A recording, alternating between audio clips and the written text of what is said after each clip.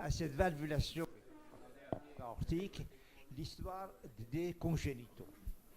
Il ne faut pas oublier que c'est l'équipe de Necker, à ma connaissance, qui a participé pour la première fois à mettre en place un conduit valvulé sous la voie pulmonaire. C'est bien cela? Tout à fait. Il y a combien d'années de cela? On a commencé les travaux à la fin des années 90 et les premières implantations chez l'homme en 2000, septembre 2000. Voilà, donc vous voyez, enfin,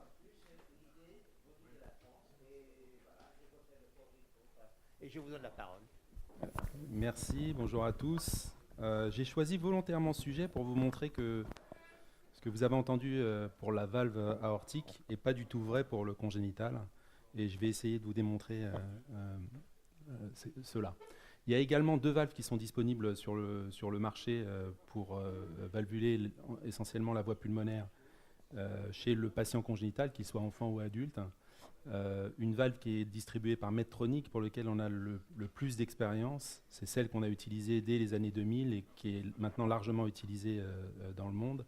Et ensuite, il y a la valve dont on vous a parlé avant, qui est cette valve aortique de chez Edwards, qui a été, en fait, ils l'ont prise de la position aortique, ils ont dit on va l'utiliser pour la valvulation pulmonaire. Et là, on a un recul qui est un peu moins important. Donc je vous parlerai essentiellement de cette valve de chez Medtronic qu'on appelle la valve Melody, qui, comme on vous l'a dit, a été développée à Necker, les premières implantations à l'hôpital Necker en septembre 2000, et puis ensuite qui s'est exportée avec initialement sur une phase de 8 ans avec peu d'implants, autour de 600 implants, et depuis le marquage CE, une augmentation, on est maintenant à plus de 3000 implants dans le monde entier, avec plus de 140 centres dans le monde qui font ce type de procédure. Les indications, elles sont importantes puisqu'il y a un concept qui est actuellement utilisé en cardiologie adulte. C'est le concept qu'on appelle de la valve dans la valve. On va utiliser un substrat chirurgical comme ancrage pour la valve percutanée à implanter. Et c'est ce qu'on fait nous tous les jours en fait quand on met en place ce type de valve par voie endovasculaire. Les patients qui sont éligibles à cette technique sont tous des patients qui ont été, pour la majeure partie d'entre eux, ont été opérés, pour lequel il y a un conduit qui a été mis en place, ou une valve biologique circonférentielle, dont le diamètre n'excède pas 22 mm, puisque la valve dont on dispose aujourd'hui ne dépasse pas 22 mm. On n'a pas de résultat sur la cohorte des plus de 3000 malades que je vous ai dit qui avaient reçu cette valve, mais toutes les séries qui ont été publiées et les expériences nationales montrent que il y a un taux de succès de cette procédure qui est extrêmement bon. Je vous ai mis 95 ici, mais ça s'approche des 99%. Il y a peu de malades pour lesquels on n'arrive pas à faire la procédure. Une morbidité et une mortalité qui est extrêmement faible, et je vous en parlerai après. Voilà la valve Melody dont je vous parle. Donc, c'est une valve qui est typiquement hybride, puisqu'en fait, c'est un conduit chirurgical qui était connu, utilisé depuis le milieu des années 90, qui s'appelle le tube Contegra chez Medtronic, qui a été cousu dans un stent vasculaire qu'on utilisait, nous, de façon quotidienne. Donc quelque chose de relativement simple. Et voilà cette valve qui est en fait, vous voyez à la différence de la valve aortique, c'est une valve qui est un conduit valvulé en fait avec un stent à l'extérieur. Il a également été développé spécifiquement pour cette application un système de pose qui est un système très particulier avec le stent qui est monté sur le ballonnet et qui est complètement recouvert au moment de l'introduction, avec cette partie-là qui fait qu'on ne met pas d'introducteur, qui passe directement à la peau, avec un diamètre externe qui est de l'ordre de 6 mm, ce qui autorise des implantations, même chez le petit enfant, à partir de 5 ans, à partir de 15-20 kg, on peut mettre en place ce type de dispositif. L'accès peut être extrêmement simple. Vous voyez ici un guide, un patient déjà opéré, vous voyez les fils de sternotomie, un guide qui est mis en place dans l'artère pulmonaire droite, et on va monter sur ce guide le système de largage, la valve qui est réduite à l'endroit où il y a un premier stent nu qui a été mis en place. L'accès peut être extrêmement plus difficile. Vous voyez ce patient également opéré avec une calcification importante du conduit chirurgical qui a un retour à zygose droit qui va nous compliquer l'accès. Et là, chez ce patient, on a décidé de passer par la veine jugulaire pour faciliter l'avancée du système de largage.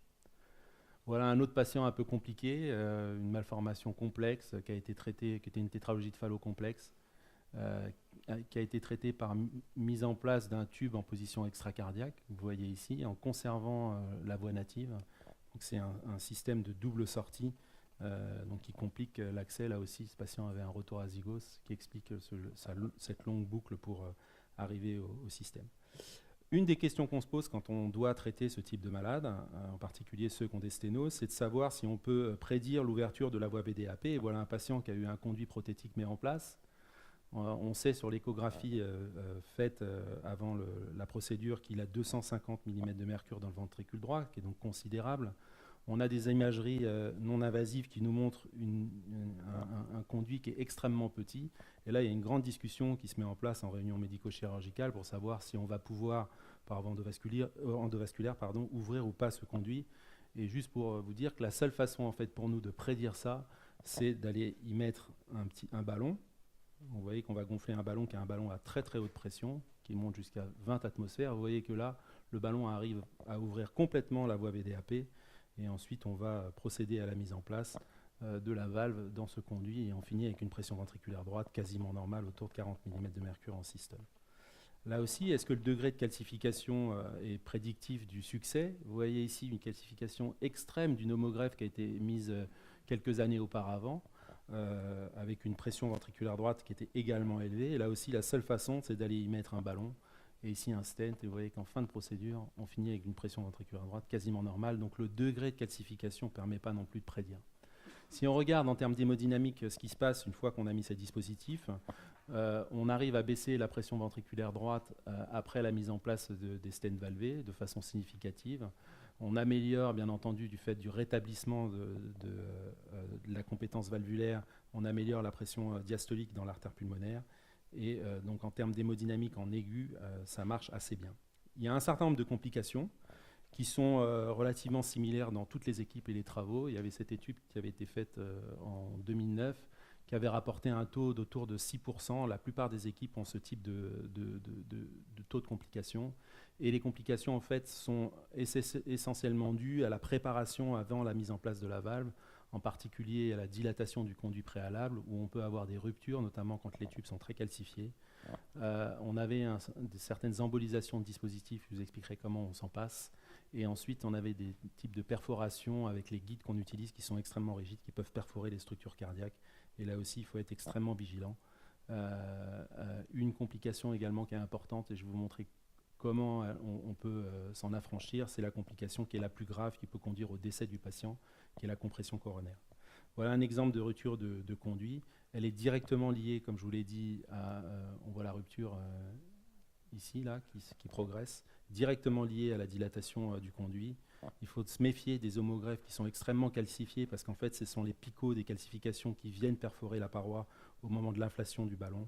Il faut les rechercher systématiquement et la plupart sont traitables par voie endovasculaire en mettant des prothèses, des endoprothèses couvertes sans recours à la chirurgie. C'est vraiment exceptionnel qu'on ait besoin de faire de la chirurgie. Voilà un exemple pour lequel on n'avait pas fait attention, qui n'est pas un exemple de notre série, mais qui aurait pu survenir. Vous voyez qu'au moment de l'inflation, c'est une homogreffe extrêmement calcifiée. On voit la rupture du ballon avec l'effraction du produit de contraste qui va à l'extérieur dans le péricarde. Il faut savoir qu'à partir du moment où c'est des patients qui ont déjà été opérés, très souvent ça colle et il y a ça entraîne peu d'hémothorax et ce genre de choses. La compression coronaire, c'est un gros problème. Ça aussi, c'est un exemple d'un patient qui avait eu une implantation d'une valve Mélodie après la procédure, alors que tout allait bien, état de choc, va mal, etc. On fait une aortographie, on ne voit plus du tout de coronaire gauche, occlusion complète de la coronaire gauche. Le patient est massé, le stent étant derrière le sternum, le stent est écrasé et la coronaire réapparaît, le patient est opéré et ça a été. Tout ça pour vous dire que maintenant, on ne voit quasiment plus ce type de complications, puisqu'on teste de façon systématique les liens qu'il y a entre la voie d'éjection droite et l'artère coronaire, en inflatant un ballon, en injectant simultanément dans l'aorte pour voir la position coronaire. Il faut toujours faire ça dans deux incidences différentes, puisque vous voyez un exemple ici. Si vous regardez à gauche, on a l'impression que toutes les coronaires sont là et que tout va bien. Et si vous regardez sur une autre incidence, on voit que l'IVA est comprimé ici derrière le ballon. Et ça, ce patient n'est pas un candidat à la technique. On arrête la procédure ici et le patient est envoyé en chirurgie cardiaque pour la mise en place d'une valve chirurgicalement. L'embolisation de conduit valvé survient au moment de l'insertion. C'est exceptionnel que ça survienne tardivement. Il faut, pour les éviter, on dit qu'il faut rester à distance des voies natives VDAP, en particulier des phallos qui ont été opérés. Il faut savoir que dans notre série, dans notre expérience, il y a 25% des malades qui sont des voies natives. Et donc, il faut des critères un peu plus sérieux que ça. Voilà une complication tardive qui est un peu plus gênante. À l'image de ce qu'il y a pour les valves aortiques avec la fuite paravalvulaire, on a un taux de fracture sur les stents qui sont utilisés, qui sont importants. Vous voyez qu'à 6 mois, on peut avoir un tiers des stents qui sont fracturés. Mais quand on regarde le taux de réintervention lié à ces fractures, il est quand même relativement faible, puisqu'il est de 14% à peu près à un peu plus de 2 ans. Il y a un certain nombre de facteurs de risque qu'on connaît, en particulier le fait d'avoir une homogreffe ou une voie native, avoir une voie d'éjection droite qui est derrière le sternum, qui peut entraîner entre l'aorte en arrière et le sternum en avant une compression importante de la voie d'éjection et créer des fractures au niveau des stents. Il y a 2 façons de s'affranchir de ça. La première, c'est que maintenant les patients sont systématiquement pré-stentés avec des stents qu'on appelle nus en valve. Avant de recevoir l'implant valvulaire, ça permet d'augmenter la force radiale et diminuer de façon considérable le taux de fracture, puisqu'aujourd'hui il est inférieur à 5% avec ce type de technique. Les laboratoires pharmaceutiques sont au niveau d'une 2e génération d'un substitut valvulaire avec une valve qui est renforcée, pas une valve, pardon, un stent qui est renforcé et qui devrait entrer sur le marché à la fin de cette année 2012. Je vais passer ça. Voilà un exemple d'une fracture sur un stent, hein, vous voyez, avec le stent en 2 morceaux. Comment on traite ça? Eh ben, on va rajouter un stent à l'intérieur qui permet de solidifier le tout et de rétablir la fonction valvulaire. Voilà un patient, mais vous me dites jusqu'où on peut aller. Ça, c'est ce qu'on appelle l'effet poupée russe. Voilà un patient qui a reçu un substitut valvulaire, 2 stents tenus, puis un autre substitut valvulaire. Vous voyez qu'on finit par réduire la voie d'éjection de façon importante. Donc à un moment, on ne peut plus et il faut remplacer chirurgicalement. Une autre complication qui est à nos yeux un peu importante, c'est l'endocardite. On a aujourd'hui un taux d'endocardite de 5% sur ces dispositifs. Alors on pensait initialement que c'était important, mais on a regardé sur la même période le nombre d'endocardites qu'on avait avec les substituts chirurgicaux qu'on utilisait, et on est tombé à un chiffre qui était équivalent entre 4 et 5% sur la même période. La fuite pulmonaire, puisqu'il y a une question qui a été soulevée sur la durabilité de ces valves. Pour ce qui concerne la valve en position pulmonaire, c'est une valve naturelle qui est issue de la veine jugulaire de bœuf, donc qui n'est pas une valve qui est faite avec du péricarde. Et la fonction de cette valve est extrêmement bonne. Les premiers implants qu'on a mis, je vous ai dit, c'est il y a maintenant plus d'une dizaine d'années. Et si on doit réopérer les malades, c'est jamais parce qu'ils ont une fuite sur cette valve. Donc, en tout cas, cette valve fonctionne très très bien. Et le seul mode de dégénérescence, vous voyez ici le niveau de la fuite modérée ou sévère, ce sont les patients qui ont fait des endocardites. Donc quand il y a une atteinte, une agression par une endocardite, on peut avoir des fuites. Mais quand on n'a pas ça, on a souvent des fuites qui sont triviales ou absentes chez ces patients. Est-ce que j'ai un peu de temps? Voilà, j'ai fini mon temps. Quelques minutes, d'accord. Donc je voudrais vous parler un peu de nouveaux concepts pour essayer d'élargir la population cible. Le premier, c'est, je vous ai dit que c'était limité aux patients qui avaient jusqu'à 22 mm. Et voilà un exemple d'un patient qui a eu un ROS pour une sténose valvulaire aortique, où on a mis en place un conduit, puis ce conduit a été remplacé et une valve mécanique qui a été mise en place en position aortique et qui vient parce qu'il a une fuite pulmonaire importante, une voie d'éjection qui dépasse les 22 mm. Vous avez 2 marqueurs radio-opaques ici qui font 1 cm. Si vous regardez, ça fait plus que ça. Voilà une injection en mettant un ballon de 22 mm qui vous montre que ça ne bouge pas du tout la voie d'éjection. Et donc pour ces patients, j'ai appliqué la même technique que ce que je vous ai montré tout à l'heure, l'effet poupée russe. On va en mettre un premier stent, un deuxième, un troisième, un quatrième, pour réduire le diamètre de l'artère pulmonaire et pouvoir mettre en place un substitut valvulaire par voie endovasculaire. Un autre exemple d'un patient, d'une autre technique utilisée, ça c'est un patient qui a une atrésie pulmonaire à septum intact, qui a eu une réparation complète avec là aussi pas de tube, juste un patch, qui a une sténose au niveau de l'artère pulmonaire gauche et une voie d'éjection qui dépasse les 22 mm, une fuite importante. Et donc là, c'est une technique que j'utilise que j'appelle la technique d'emprisonnement. Je vais emprisonner un stent dans une artère pulmonaire et puis ce stent va me servir de support pour la valve. Je descends ensuite vers la voie d'éjection. Le stent, puisque j'utilise un ballon pour le mettre en place, je connais le diamètre externe, ce qui va me permettre ensuite de mettre en place le dispositif de façon satisfaisante au niveau de la voie d'éjection. C'est un patient qui n'aurait pas dû être intégré normalement dans ça. Il y a d'autres manières, d'autres opérateurs qui ont imaginé d'autres choses.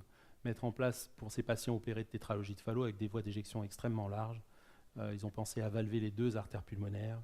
Il y a d'autres techniques de réaliser ce qu'on appelle une approche hybride. Je vais vous montrer en venant mettre autour de l'artère pulmonaire sans circulation extracorporelle une bande de Gore-Tex dont on connaît la circonférence et donc le diamètre qui va servir de support pour un dispositif qu'on va mettre en place par voie endovasculaire.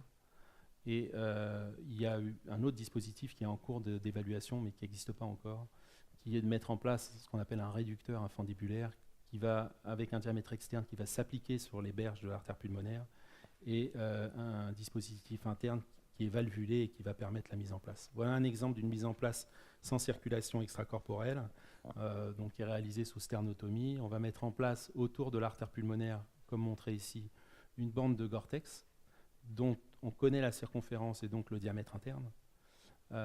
Une fois qu'on a mis en place ceci autour de l'artère pulmonaire, on va faire une bourse sur la voie infundibulaire et mettre en place par voie endovasculaire le dispositif valvulé, donc là aussi sans circulation extracorporelle et sans CEC. Voilà l'exemple d'un réducteur infundibulaire. C'est un travail expérimental, mais il y a un dispositif qui arrive sur le marché, auto-expansible. Vous voyez, ça vient s'ouvrir, ça s'applique. Et ensuite, on va mettre en place dans la partie interne un système valvulé. Et c'est ce que j'appelle l'effet trognon de pomme. Vous voyez la réduction de diamètre ici, comme un trognon de pomme.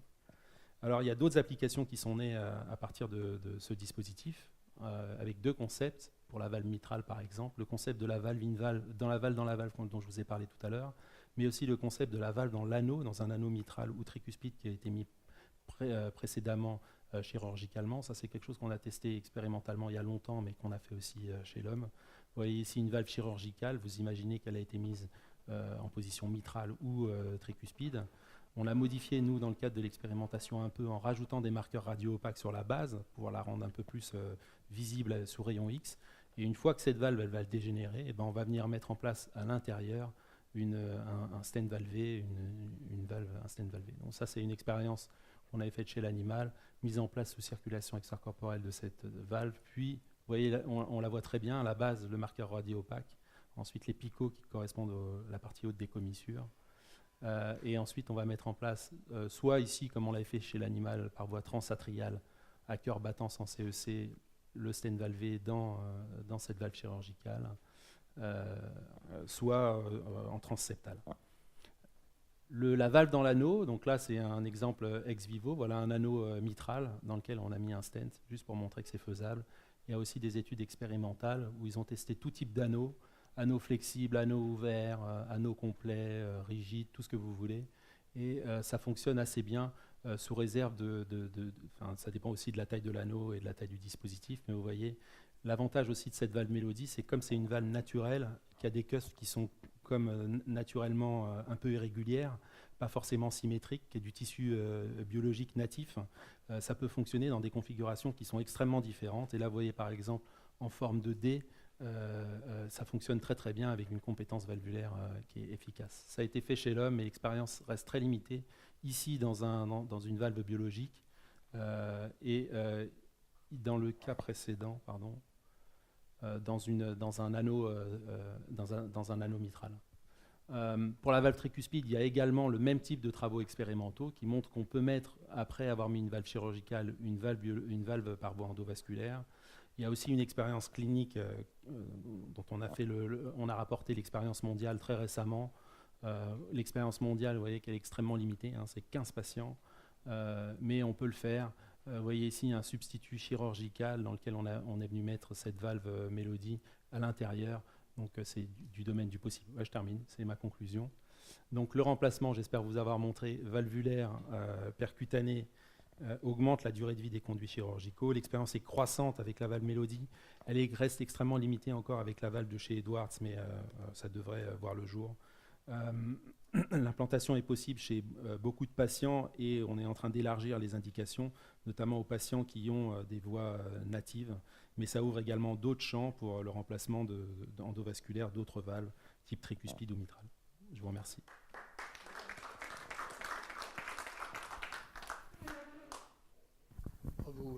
Je suis très impressionné parce que toutes les présentations qui ont été faites cet après-midi sont faites avec du matériel qui n'est pas fabriqué en France, alors qu'initialement l'idée est souvent venue en France.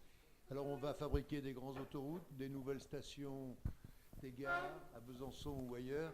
Je voudrais savoir pourquoi on ne fabrique pas avec les idées françaises ce matériel en France. Est-ce que vous pouvez donner une idée rapide? J'ai pas d'idée rapide. Je crois qu'à un moment, ça bloque en France. Je crois que c'est à un moment, ça bloque en France. On arrive à faire des développements, à faire les premières applications humaines, et puis quand il faut élargir et passer à l'économie de marché, etc., ça bloque et plus personne suit. Simplement pour répondre à ton question, je te signale que le matériel de célioscopie est fabriqué par Microfrance, qui a été racheté par Medtronic, et c'est fabriqué dans l'Allier actuellement, dans une usine qui emploie plus de 100 personnes. Donc c'est tout de même... Ben voilà.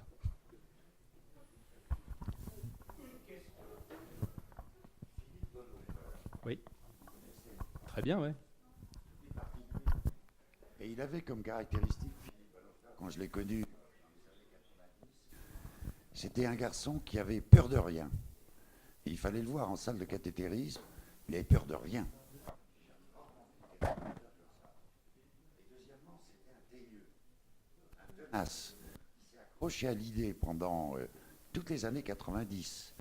Et ce n'est qu'en 2003 ou 2004 que Medtronic s'est intéressé à son affaire. Et Medtronic s'est intéressé à son affaire après avoir refusé de développer le projet pendant 3 ou 4 ans. Et finalement, Philippe Bonhoeffer, il a tout compris, il est parti à Arles. Ouais. Enfin, je connais très très bien l'histoire puisque j'ai vécu ça de l'intérieur pendant longtemps. En tout cas, on vous